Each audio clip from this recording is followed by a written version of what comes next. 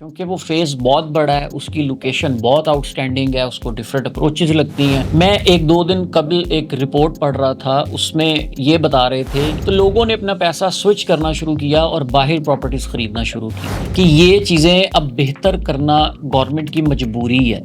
क्योंकि पिछले 2 साल से चूँकि उससे बेशुमार इंडस्ट्रीज़ लगी हुई हैं।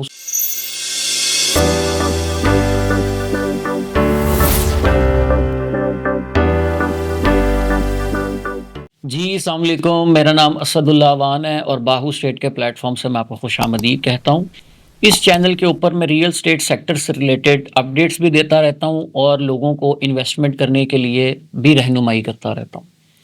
तो आज का मेरा टॉपिक है डीएचए फेज़ 9 प्रिज्म और हम बात करेंगे कि क्या आगे आने वाले टाइम में हम इन्वेस्टमेंट करके कुछ फ़ायदा हासिल कर सकते हैं। तो चलें अपने टॉपिक का आगाज़ करते हैं। देखिए, पहले हमें कुछ चीज़ों को समझने की ज़रूरत है। मैं अक्सर अपनी वीडियोज़ में बताता हूँ कि ये चीज़ें अब बेहतर करना गवर्नमेंट की मजबूरी है। क्योंकि पिछले 2 साल से एक सेक्टर को इन्होंने बहुत ज़्यादा तकलीफ़ पहुँचाई है, जिसकी वजह से काफ़ी रोज़गार तबाह हुआ। अब जाके इन्हें ये आइडिया हुआ कि हमने जो इनके ऊपर टैक्सेस ज़्यादा कर दिए थे, उससे दरअसल हमारा अपना ही लॉस हुआ है। टैक्सेस हमें कम करने चाहिए ताकि नंबर ऑफ़ ट्रांज़ैक्शंस बढ़ें। मैं 1-2 दिन कबल एक रिपोर्ट पढ़ रहा था, उसमें ये बता रहे थे कि पाकिस्तानी अवाम का जो पाकिस्तानी बैंक्स के अंदर पैसा पड़ा हुआ है, वो तकरीबन कोई 33 अरब के करीब है। जो सिर्फ़ पाकिस्तान में जो लोग रह रहे हैं, उनके पैसे की बात हो रही है। उसमें से 17 अरब जिन लोगों का है, वो लोग नॉन फाइलर्स हैं। और वो नॉन फाइलर्स इसलिए हैं कि वो डरते हैं कि जब हम फाइलर हो जाएँगे और कोई चीज़ बाय करेंगे तो एफबीआर की तरफ से जो नोटिसेस आते हैं वो हमारे लिए काफ़ी प्रॉब्लम बनती है। हम उसको जस्टिफ़ाई नहीं कर सकते। एक तो ये प्रॉब्लम है। सेकंड जो रिपोर्ट मैं पढ़ रहा था वो ये थी कि पिछले 2 से ढाई साल के अंदर-अंदर तकरीबन 11 से 12 बिलियन डॉलर पाकिस्तान से बाहर मूव हुआ है और वो सिर्फ़ रियल एस्टेट में लगा है। यूएई की मार्केट में सबसे ज़्यादा जो इन्वेस्टमेंट है वो पाकिस्तान और इंडिया के लोगों की है। चूँकि यहाँ पे टैक्सेस बहुत ज़्यादा लग गए, तो लोगों ने अपना पैसा स्विच करना शुरू किया और बाहर प्रॉपर्टीज़ खरीदना शुरू की। तो अब गवर्नमेंट ने होश के नाखून लिए हैं और उनको समझ आई है कि ये जो पैसा बाहर जा रहा है, ये पाकिस्तान में ही रोल होना चाहिए है। और यहाँ पे चूँकि टैक्सेस बहुत ज़्यादा हैं और बिला वजह के नोटिसेस आ जाते हैं, तो उनसे वो ग्रेज़ करके यहाँ पे रियल एस्टेट के कारोबार को बेहतर बनाया जाए। चूँकि उससे बेशुमार इंडस्ट्रीज़ लगी हुई हैं, उससे एक मज़दूर के घर भी रिज़्क जाता है और एक स्टाम्प वेंडर के घर भी जाता है और एक ब्रोकर की तरफ भी जाता है, एक डेवलपर भी पैसा बनाता है, गवर्नमेंट लेवल पे भी बहुत सारे रेवेन्यू जनरेट होते हैं। तो सबसे पहले हमें ये चीज़ें समझने की ज़रूरत है कि ये आगे बेटरमेंट की तरफ चीज़ें जाएँगी ही जाएँगी, क्योंकि बिलियंस ऑफ डॉलर की इंडस्ट्री है, उसको आप इस तरह से तो डेड नहीं कर सकते ना। सेकंड अब बात आ जाती है कि हमें अपने पैसों को कहाँ पे पार्क करना चाहिए, जहाँ पे हमें ज़्यादा पोटेंशियल मिल सके। तो उसमें कुछ गिने-चुने फ़ेज़ेज़ आते हैं। अगर हम लाहौर की बात करें तो लाहौर में आप या तो 7 में अपनी इन्वेस्टमेंट कर सकते हैं या फ़ेज़ 9 प्रिज़्म में।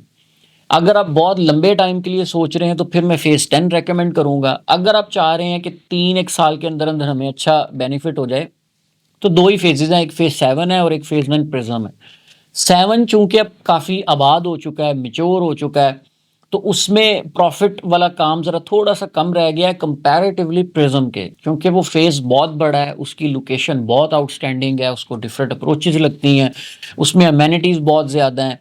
अब जब से एफ ब्लॉक के सामने जो जीओआर के साथ इन्होंने कॉन्ट्रैक्ट किया था और वहाँ पे ब्यूरोक्रेसी के विलास बन रहे हैं, वहाँ पे रेट्स काफ़ी अच्छे हो गए हैं। इवन के एफ ब्लॉक की उन नियर बाय पट्टियों में प्लॉट ही नहीं मिलता, जो 500 और 600 की सीरीज़ है, और मिलता है तो वो 3.5 करोड़ 340 लोग डिमांड कर रहे होते हैं। तो अब आगे ये बेटरमेंट की तरफ जाएगा। अगर आप ये सोच रहे हैं कि अभी हम वेट करते हैं और बजट में हो सकता है कि कोई बैड न्यूज़ आए, मेरा ज़ाती ये ख़्याल है कि बजट में काफ़ी रिलैक्सेशंस होंगी, टैक्सेस को भी कम किया जाएगा। अब पीछे भी इन्होंने एफईडी को ख़त्म किया है, तो ये भी एक पॉजिटिव साइन था। बैंक इंटरेस्ट रेट तो नीचे आता जा रहा है, एक टाइम आएगा वो बिल्कुल ना होने के बराबर हो जाएगा और सूद का काम वैसे भी ख़त्म होना चाहिए। तो वो जो पैसा बाहर निकलेगा वो रियल एस्टेट में इंजेक्ट होगा। अब इनसे फ़ायदा वो लोग उठाएँगे जिन्होंने बड़े राइट टाइम पे कोई चीज़ बाय की होगी, और ये वो राइट टाइम है। मैं पिछले को वीक 2 वीक से देख रहा हूँ, फेज़ 9 प्रिज़्म के रेट्स में 5, 7, 8 लाख रुपए का फ़र्क पड़ा है। प्राइसेस बढ़ी हैं। जो प्लॉट 2.5 करोड़ रुपए में नहीं बिक रहा था, उसकी 2.55, 57, 60 की ऑफर है और वो प्लॉट बिक चुके हैं। तो लिहाजा समझाने का और वीडियो बनाने का मकसद ये होता है कि अगर आप इन्वेस्टमेंट करना चाह रहे हैं तो ये बेहतरीन टाइम है। इस साल के अंदर अंदर आप देखेंगे कि रियल स्टेट में लोगों ने 5-5, 6-6, 7-7 मिलियन का फ़ायदा उठाया है। इसी तरह फाइल्स भी हैं। जो लोग फाइल्स में ट्रेडिंग करते हैं उनके लिए भी बेहतरीन मौका है। अब डीएचए क्वेटा को आप देखें, महीना पहले वो 70 लाख तक गई है, अभी वो 36-37 लाख रुपए में फिर रही है। तो बेहतरीन टाइम है वो बाय करने का। फेज 10 का 4 मरला का कमर्शियल एक 15-18 पे वो कितनी देर रहा है और मैं लोगों को समझाता रहा हूँ कि ये बेस्ट टाइम है बाय करने का। अभी उसका रेट 1 करोड़ 60 लाख है। तो इस गिरी हुई मार्केट में भी लोगों ने पैसा बनाया। जो लोग समझते हैं कि यार ये एक इंडस्ट्री है, ये अभी डाउनफॉल पे है, इसने उठना ही उठना है, तो उन लोगों ने पैसा बनाया। तो लिहाजा आप भी उन लोगों में शुमार हों। चाहे आपका बजट 1 करोड़ रुपए का है, चाहे 5 करोड़ रुपए का है, डिफरेंट सिनेरियोज हैं इन्वेस्टमेंट के। आप स्क्रीन पे मेरा नंबर देख रहे हैं, आप मुझे कॉल करें। इंशाल्लाह हम आपके फंड से रिलेटेड उसके ऊपर डिस्कशन करेंगे। आई होप ये वीडियो आपके लिए इन्फॉर्मेटिव होगी। मज़ीद आप कुछ जानना चाहते हैं तो आप मुझे कॉल कर सकते हैं। मेरे चैनल को सब्सक्राइब कर लें ताकि इन्फॉर्मेटिव वीडियोज़ आप तक पहुँचती रहें। Thank you so much. अल्लाह हाफ़िज़।